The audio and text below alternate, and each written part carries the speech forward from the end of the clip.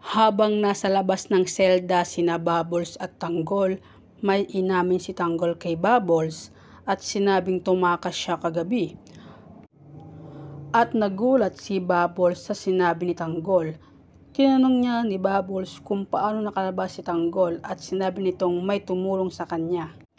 At ito din ang nagpaunawa sa sitwasyon niya, kaya napilitan siyang bumalik sa kulungan at sinabi din ni Tanggol na hinabol sila ng pulis at naisip niya na kahit saan siya magpunta ay mahahanap siya ng mga pulis.